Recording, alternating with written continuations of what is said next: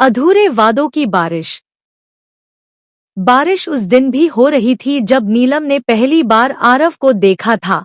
College के पुराने बरामदे में टपकती छत के नीचे खड़ी वह अपने भीगे दुपट्टे को निचोड़ रही थी और आरव किताबों को सीने से लगाए भागता हुआ आया था। दोनों की नजरें टकराईं और उस एक पल में जैसे समय थम गया। नीलम को लगा किसी ने उसके दिल के बंद दरवाजे पर हल्के से दस्तक दी हो।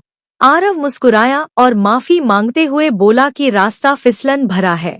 नीलम ने सिर हिलाया और बारिश की आवाज में वह पहली मुलाकात कहीं खो गई। फिर दिन बीते, मुलाकातें बढ़ी, बातें लंबी होती गईं।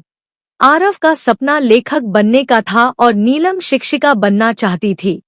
दोनों ने भविष्य की इमारत अपने अपने सपनों की ईंटों से बनानी शुरू कर दी। बारिश उनके लिए सिर्फ मौसम नहीं रही बल्कि हर उस एहसास का नाम बन गई जिसमें भीगकर भी सुकून मिलता है। आरव की बातें नीलम को अपने भीतर उतार लेती थी और नीलम की हंसी आरव के शब्दों को पंख दे देती थी। उन्होंने वादे किए, साथ चलने के, हर हाल में एक दूसरे का हाथ थामे रखने के, पर वक्त ने चुपचाप अपने पन्ने पलटे। आरव को शहर से बाहर एक बड़ा अवसर मिला। उसने कहा, यह थोड़े दिनों की बात है, लौट आऊंगा। नीलम ने विश्वास किया क्योंकि प्रेम में भरोसा ही सबसे बड़ा सच होता है। आरव गया और पत्र आने लगे। शब्दों में वही गर्माहट थी पर दिनों की गिनती बढ़ती गई। बारिश फिर आई मगर इस बार नीलम अकेली भीगी। कॉलेज का बरामदा सूना था। आरव की आवाज अब कागजों में सिमटने लगी। शहर की चमक ने आरव को बदलना शुरू किया। उसके शब्दों में दूरी की ठंडक घुलने लगी। नीलम समझती रही कि शायद यह व्यस्तता है। उसने इंतजार को अपना साथी बना लिया।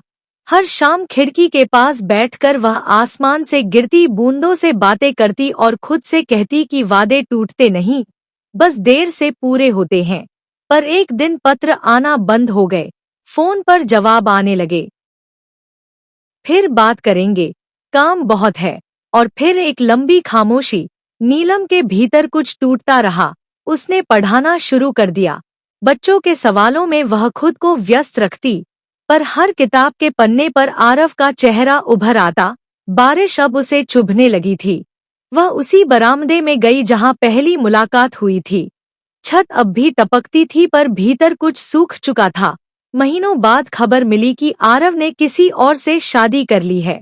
खबर सुनते ही नीलम के कानों में बारिश की आवाज गूंजने लगी, जैसे आसमान ने भी उसके अधूरे वादों पर आंसू बहा दिए हों।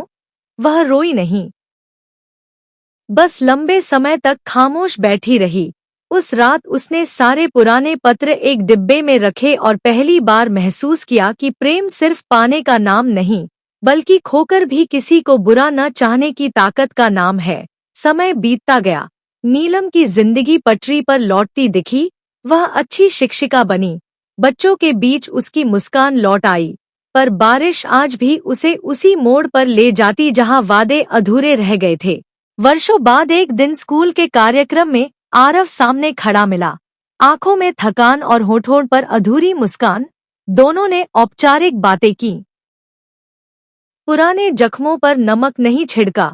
जाते जाते आरव ने कहा, मैं गलत था। नीलम ने सिर हिलाया और कहा, कुछ कहानियां पूरी होकर भी अधूरी रहती हैं। उस शाम बारिश फिर हुई। नीलम ने पहली बार छाता खोला और घर की ओर चल दी। उसे एहसास हुआ कि हर अधूरा वादा इंसान को तोड़ता नहीं, कई बार मजबूत भी बनाता है। और बारिश अब भी होगी, पर वह हर बार दर्द नहीं देगी। कभी कभी वह बस याद दिलाएगी कि नीलम ने टूटकर भी खुद को संभालना सीख लिया है। बारिश के बाद की वह रात नीलम के लिए अजीब सुकून लेकर आई। उसने छाता एक कोने में रख दिया और खिड़की खोलकर ठंडी हवा को भीतर आने दिया। पहली बार उसे लगा कि अतीत की यादें अब बोझ नहीं रहीं, बल्कि अनुभव बन चुकी हैं। अगले दिन स्कूल में बच्चों की चहचहाहट ने उसके मन की उदासी को और हल्का कर दिया।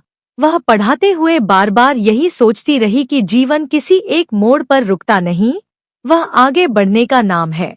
कुछ ही दिनों बाद शहर में साहित्य उत्सव का आयोजन हुआ और स्कूल की ओर से बच्चों को वहां ले जाने की जिम्मेदारी नीलम को मिली। उसी मंच पर कई लेखक अपने अनुभव साझा कर रहे थे। तभी मंच पर एक नया नाम पुकारा गया। वह नाम आरव का नहीं था, बल्कि किसी युवा लेखिका का था जिसने जीवन, प्रेम और टूटे वादों पर किताब लिखी थी। नीलम ने तालियां बजाईं और महसूस किया कि दुनिया में दर्द सिर्फ उसका नहीं, हर किसी के हिस्से में कुछ न कुछ अधूरापन है। कार्यक्रम के बाद वह लेखिका नीलम से मिलने आई और बोली कि उसकी प्रेरणा उसकी एक शिक्षिका रही है जिसने उसे खुद पर भरोसा करना सिखाया। नीलम की आंखें भर आईं। उसे लगा जैसे उसके जीवन की खाली जगहें अब अर्थ से भर रही हों। उसी शाम आरव का एक संदेश आया जिसमें उसने लंबी माफी लिखी थी और मिलने की इच्छा जताई थी। नीलम ने संदेश पढ़ा और फोन बंद कर दिया। उसे पहली बार साफ महसूस हुआ कि कुछ रिश्तों को जवाब न देना भी एक उत्तर होता है। समय के साथ नीलम ने अपने लिए छोटी छोटी खुशियां चुननी शुरू कर दी। सुबह की सैर, किताबों की खुशबू, बच्चों की मासूम हंसी, बारिश की फुहारें अब उसे डराती नहीं थी। एक दिन उसी पुराने बरामदे से गुजरते हुए उसने दीवार पर गिरती बूंदों को देखा और मुस्कुरा दी।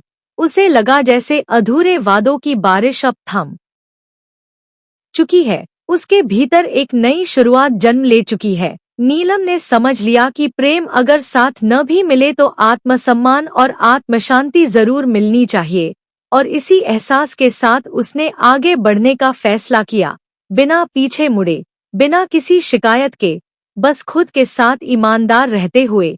क्योंकि कुछ कहानियां वहीं खत्म हो जाती हैं जहां इंसान खुद को पा लेता है।